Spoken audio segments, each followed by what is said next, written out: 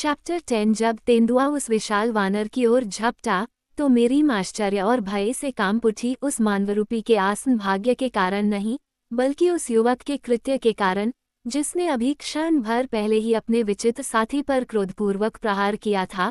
क्योंकि जैसे ही मांसाहारी जानवर उसकी दृष्टि में आया, युवक ने चाकू निकालकर उससे बहुत ऊपर छलांग लगा दी, और जब शीता अकुत की चौड़ी पीठ में अपने नुकीले दांत और पंजे गड़ाने ही वाली थी, तभी हत्यारा सीधे तेंदुए के कंधों पर जा गिरा।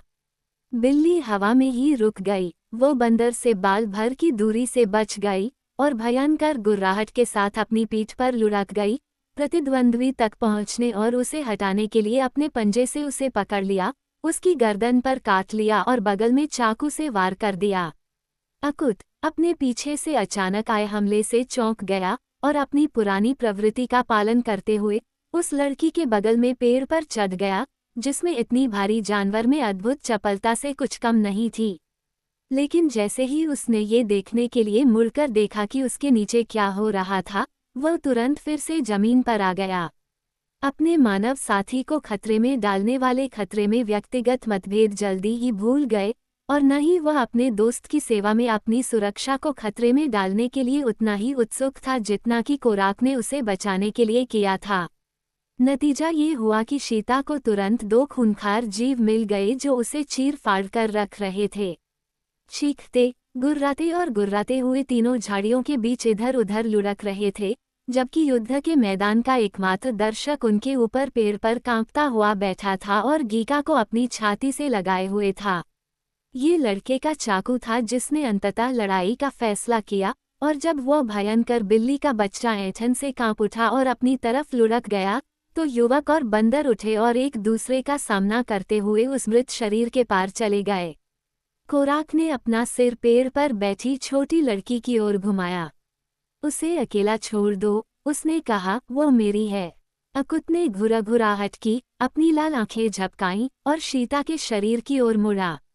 उस पर सीधा खड़ा होकर उसने अपनी बड़ी छाती को बाहर निकाला, अपना चेहरा आकाश की ओर उठाया और इतनी भयानक चीख निकाली कि एक बार फिर छोटी लड़की कांप उठी और सिकुड़ गई। यह उस बैल बंदर की विजय की पुकार थी जिसने शिकार किया है। लड़का बस एक पल के लिए चुपचाप देखता रहा, फिर वह फिर से पेड़ पर कूद गया और लड़की के पास चला गया। अकुत तुरंत उनके साथ हो लिया। कुछ मिनटों तक वह अपने घावों को चाटने में व्यस्त रहा, फिर वह अपना नाश्ता खोजने के लिए चला गया। कई महीनों तक तीनों का अजीब जीवन बिना किसी असामान्य घटना के चलता रहा।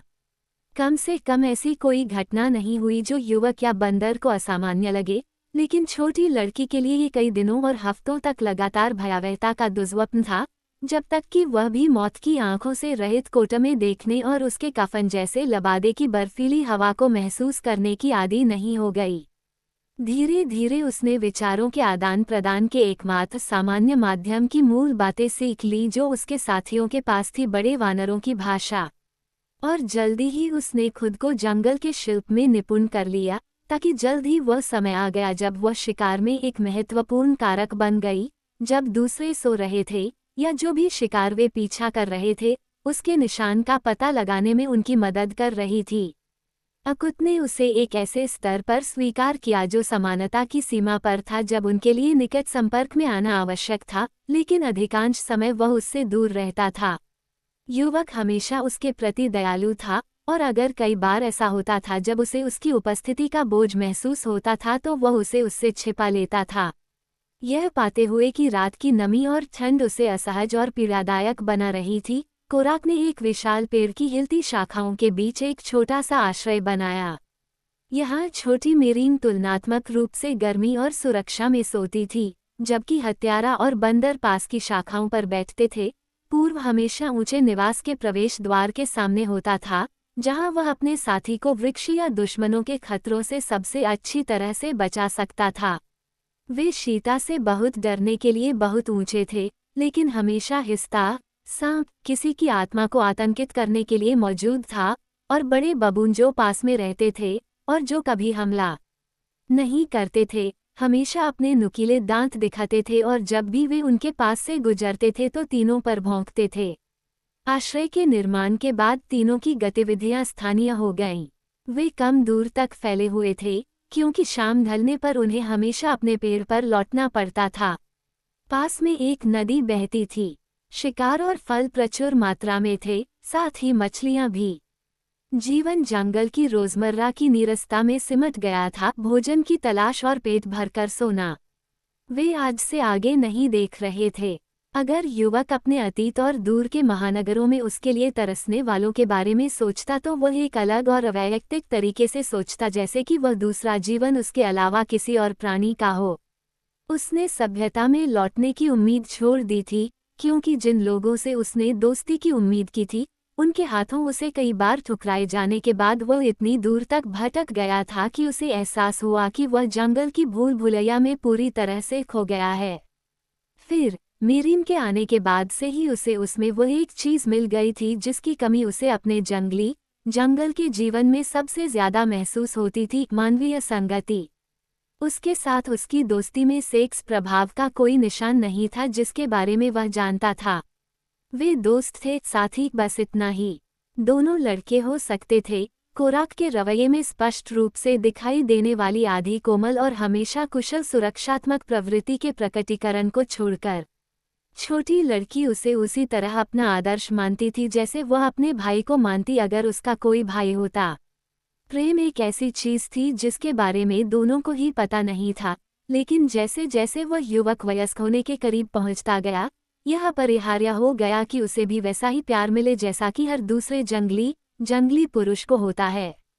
जैसे जैसे मीरीम उनकी आम भाषा में पारंगत होती गई, वैसे वैसे उनकी संगति का आनंद भी बढ़ता गया, क्योंकि अब वे बातचीत कर सकते थे और अपनी मानवीय विरासत की मानसिक शक्तियों की सहायता से उन्होंने वानरों की सीमित शब्दावली को बढ़ाया, जब तक कि बातचीत एक काम से एक सुखद शगल में तब्दील नहीं हो गई। जब कोरक शिकार करता था तो मीरीम आमतौर पर उसके साथ जाती थी, क्योंकि उसने मौन की बेहतरीन कला सीख ली थी। जब मौन वांछनीय होता था, वह अब हत्यारे की तरह ही बड़े पेड़ों की शाखाओं के बीच से गुजर सकती थी। बड़ी ऊंचाई अब उसे भयभीत नहीं करती थी। वह एक अंग से दूसरे अंग पर झूलती थी, या वह मजबूत, लचीली और निडर होकर शक्तिशाली शाखाओं के बीच से दौड़ती थी। कोरक को उस पर बहुत गर्व था, और यहाँ तक कि बूढ़ा अकुत भी स्वीकृति में गुर्राता था, जहाँ पहले वह अवमानना में गुर्राता था। दूर दराज के अश्वेतों के एक गांव ने उसे फर और पंखों का लबादा, तांबे के आभूषण और हथियार पहनाए थे, क्योंकि कोराक उसे निहत्थे जाने की अनुमति नहीं देता था या उसके लिए चुराए गए हथियारों के इस्तेमाल में पारंगत नहीं था। एक कंधे पर चमड़े की पट्टी हमेशा मौजूद गीका को सहारा देती थी, जो अभी भी उसके सबसे पवित्र विश्वास की प्राप्त करता थी। एक हल्का भाला और एक लंबा चाकू उसके आक्रमण या बचाव के हथियार थे। उसका शरीर, जो कम उम्र में परिपक्वता की पूर्णता में गोल हो रहा था, एक ग्रीक देवी की रेखाओं का अनुसरण करता था, लेकिन यहाँ समानता समाप्त हो गई, क्योंकि उसका चेहरा सुंदर था। जैसे जैसे वह जंगल और उसके जंगली निवासियों के तौर तरीकों से परिचित होती गई, उसका डर खत्म होता गया।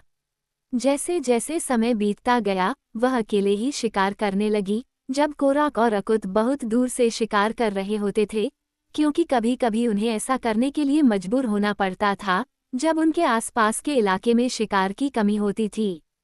इन मौकों पर वह आमतौर पर अपने प्रयासों को छोटे जानवरों तक ही सीमित रखती थी।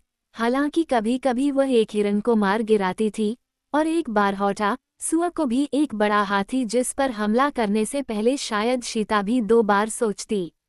जंगल में अपने अपने स्थानों पर वे तीनों एक दूसरे से परिचित थे। छोटे बंदर उन्हें अच्छी तरह जानते थे, अक्सर उनके पास आकर उनसे बातें करते और मस्ती करते थे। जब अकुत उनके पास होता था तो छोटे बंदर उनसे दूरी बनाए रखते थे, लेकिन कोराक के साथ वे कम शर्मीले थे, और जब दोनों नर चले जाते थे तो वे मीरीम के पास आ जाते थे, उसके गहनों को खींचते या गीका के साथ खेलते, जो उनके लिए कभी न खत्म होने वाला मनोरंजन का स्रोत था। लड़की उनके साथ खेलती और उन्हें खाना खिलाती, और जब वह अकेली होती तो वे कोराक के लौटने तक लंबे समय तक उसे समय बिताने में मदद करते। नहीं, वे दोस्त के रूप में बेकार थे। शिकार में उन्होंने उसे उसका शिकार ढूंढने में मदद की। अक्सर वे मृग या जिराफ की नज़दीकी की घोषणा करने के लिए पेड़ों के बीच से दौड़ते हुए उसके पास आते थे, या शीता या नुमा की नज़दीकी की उत्साहित चेतावनी देते थे। जंगल की लहराती चोटी की कमज़ोर टहनियों पर दूर तक लटके हुए सुस्वादु धूप से चूमते फल ये छोटे फुर्तीले साथी उसके पास लाते थे। कभी कभी वे उसके साथ चाले चलते थे, लेकिन वो हमेशा उनके साथ दयालु और कोमल रहती थी और अपने जंगली आधे मानव तरीके से वे उसके प्रति दयालु और स्नेही थे।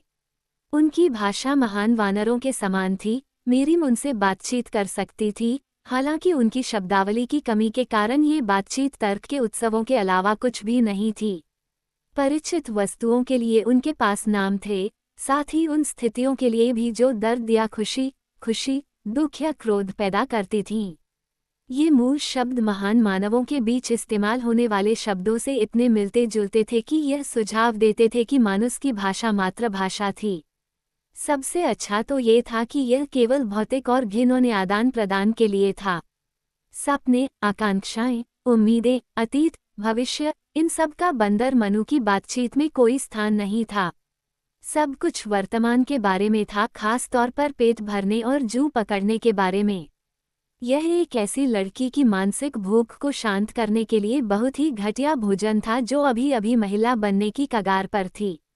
और इसलिए मनु को कभी कभार खेलने वाले साथी या पालतू जानवर के रूप में ही मनोरंजक पाते हुए मीरीम ने अपने सबसे मधुर आत्मिक विचार गीका के बहरे कानों में उड़ेल दिए।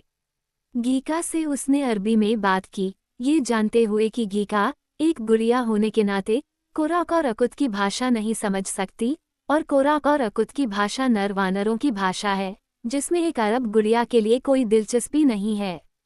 गीका की मां के शेख गांव छोड़ने के बाद से ही उसमें बहुत बदलाव आया था।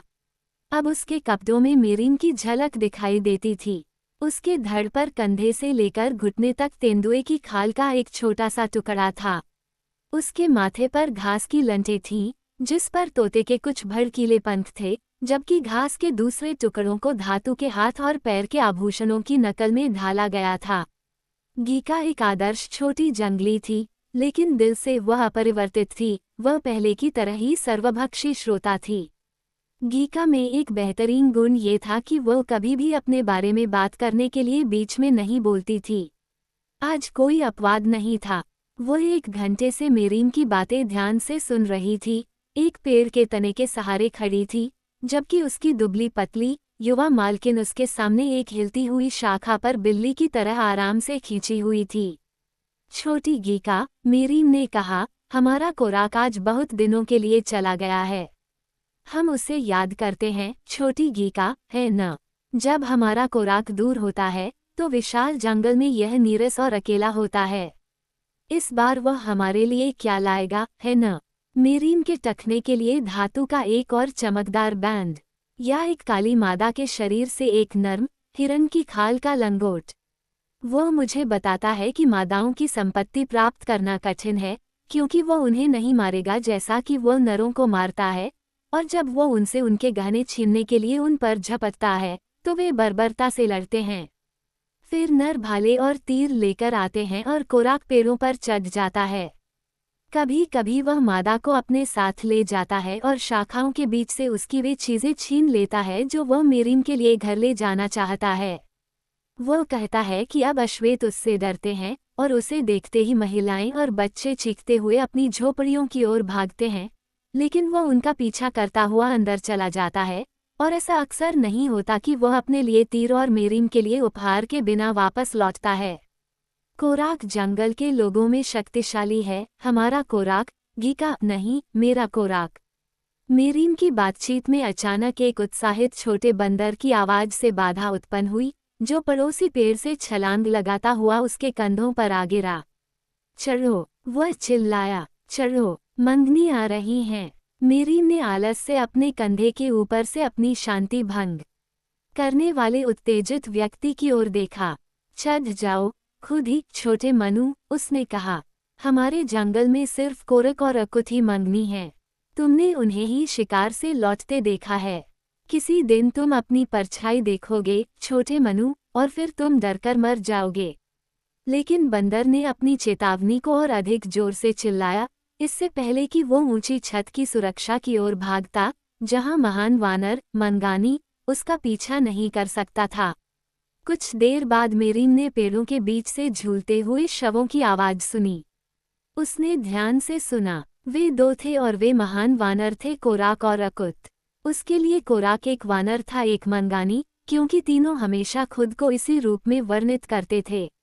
मनुष्य एक दुश्मन था, इसलिए वे खुद को अब एक ही वंश से संबंधित नहीं मानते थे। तारमंगानी, यह महान सफेद वानर, जो उनकी भाषा में सफेद आदमी का वर्णन करता था, उन सभी पर फिट नहीं बैठता था। गोमंगानी, महान काला वानर या नीग्रो, उनमें से किसी का भी वर्णन नहीं करता था। मेरीम ने सोचा कि वह नींद का बहाना करके कोराक से मजाक करेगी, इसलिए वह आंखें कसकर बंद करके बिल्कुल शांत लेटी रही। उसने सुना कि वे दोनों करीब आ रहे थे। वे अब बगल के पेड़ पर थे और उन्होंने उसे देख लिया होगा, क्योंकि वे रुक गए थे। वे इतने शांत क्यों थे? कोराक ने अपना सामान्य अभिवादन क्यों नहीं किया? ये शांति अशुभ थी। इसके तुरंत बाद एक बहुत ही धीमी आवाज आई। उनमें से एक उस पर धीरे धीरे बढ़ रहा था। क्या कोराक अपने बारे में मजाक करने की योजना बना रहा था? खैर, वो उसे बेवकूफ बना देगी। सावधानी से उसने अपनी आंखें थोड़ी सी खोली, और जैसे ही उसने ऐसा किया उसका दिल रुक गया। चुपचाप उसकी ओर रेंगता हुआ एक विशाल बैल बंदर था, जिसे उसने पहले कभी नहीं देखा था। उसके पीछे उसके जैसा ही एक और था। गिलहरी की तरह फुर्ती से मेरीम अपने पैरों पर खड़ी हो गई और उसी क्षण विशाल सांड ने उस पर झपट्टा मारा। लड़की एक अंग से दूसरे अंग पर छलांग लगाती हुई जंगल में भाग गई, जबकि उसके पीछे दो विशाल वानर आ गए। उनके ऊपर चीखते चिल्लाते, बकबक करते बंदरों का झुंड दौड़ रहा था, जो मंगनी पर ताने और अपमान बरसा रहे थे और लड़की को प्रोत्साहित और सलाह दे रहे थे। पेड़ से पेड़ पर मेरीम लगातार ऊपर की ओर उन छोटी शाखाओं की ओर बढ़ रही थी जो उसके पीछा करने वालों का वजन सहन नहीं कर सकती थीं। बैल बंदर तेजी से उसके पीछे आ रहे थे। सबसे आगे के बंदरों की पकड़ वाली उंगलियां बार बार उस पर लगभग हावी हो रही थीं, लेकिन वह अचानक तेज गति या लापरवाह मौकों से उन्हें चकमा दे रही थी, क्योंकि वह खुद को चक्करदार जगहों पर फेंक रही थी। धीरे धीरे वह अधिक ऊंचाई पर पहुंच रही थी जहां सुरक्षा थी, जब एक विशेष रूप से साहसी छलांग के बाद जिस हिलती हुई शाखा को उसने पकड़ रखा था, वह उसके वजन के नीचे झुक गई और फिर से ऊपर की ओर नहीं उठी जैसा कि उसे होना चाहिए था। टूटने की आवाज आने से पहले ही मेरीम को पता चल गया था कि उसने शाखा की ताकत का गलत अंदाजा लगाया था। पहले तो ये धीरे धीरे टूटी, फिर तने से अलग होते ही एक फटने की आवाज आई। अपनी पकड़ को छोड़ते हुए मेरीम नीचे पत्तियों के बीच गिर गई, एक नया सहारा ढूंढने लगी। उसने इसे टूटी हुई शाखा से 1 दर्जन फीट नीचे पाया। वह पहले भी कई बार गिर चुकी थी, इसलिए उसे गिरने का कोई विशेष डर नहीं था। ये देरी थी जिसने उसे सबसे ज्यादा भयभीत किया, और सही भी था, क्योंकि मुश्किल से वह सुरक्षित स्थान पर पहुंचने के लिए लगभग तुरंत ही दूसरा बंदर अपने साथी के पास पहुंच गया। उसने मेरीम पर झपट्टा मारा, लेकिन उसके अपहरणकर्ता ने उसे एक तरफ झपट्टा मारा, अपने लड़ाकू नुकीले दांत दिखाए और भयावह रूप से गुर्राया। मेरीम ने भागने की कोशिश की। उसने उसके बालों वाले वक्ष और दाढ़ी वाले गाल पर वार किया।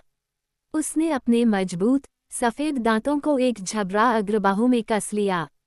बंदर ने उसके चेहरे पर क्रूरता से मुक्का मारा, फिर उसे अपना ध्यान अपने साथी पर लगाना पड़ा, जो स्पष्ट रूप से अपने लिए पुरस्कार चाहता था।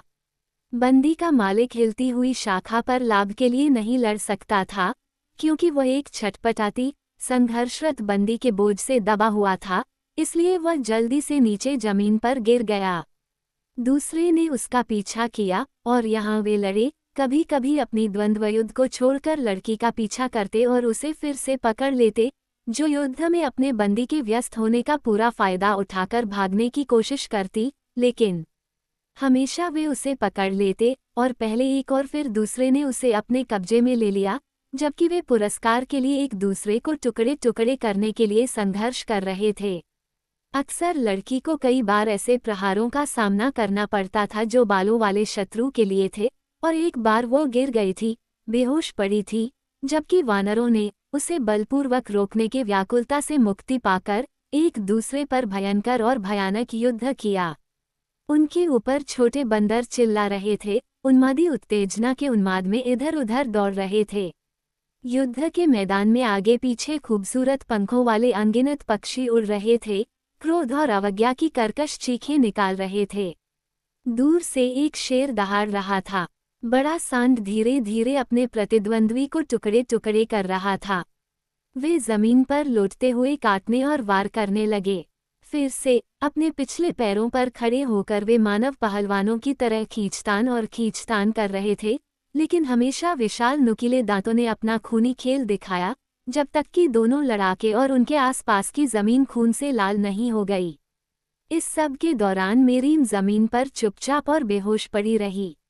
आखिरकार एक ने दूसरे के गले पर स्थायी पकड़ बना ली और इस तरह वे आखिरी बार नीचे गिर गए। कई मिनट तक वे बिना किसी संघर्ष के लेटे रहे। ये बड़ा सांड था जो आखिरी आलिंगन से अकेला उठ खड़ा हुआ। उसने खुद को हिलाया। उसके बालों वाले गले से एक गहरी गड़गड़ाहट निकली। वह लड़की के शरीर और अपने पराजित दुश्मन के शरीर के बीच आगे पीछे चला। फिर वह बाद वाले के ऊपर खड़ा हो गया और अपनी घिनौनी चुनौती को मुंहतोड़ जवाब दिया। छोटे बंदर चीखते हुए सभी दिशाओं में भाग गए, क्योंकि भयानक आवाज उनके कानों में पड़ रही थी। खूबसूरत पक्षी उड़ गए और भाग गए। एक बार फिर शेर ने दहाड़ लगाई, इस बार ज्यादा दूरी से। विशाल बंदर फिर से लड़की के पास आया। उसने उसे पीठ के बल लिटा दिया और झुककर उसके चेहरे और छाती को सूंघने और सुनने लगा। वह बच गई। बंदर वापस लौट रहे थे। वे झुंड में आए और ऊपर से विजेता को गालियां देने लगे। बंदर ने अपने दांत दिखाकर और उन पर गुर्राकर अपनी नाराजगी जाहिर की। फिर वह झुका और लड़की को अपने कंधे पर उठाकर जंगल में भाग गया। उसके पीछे पीछे गुस्साई भीड़ चल रही थी।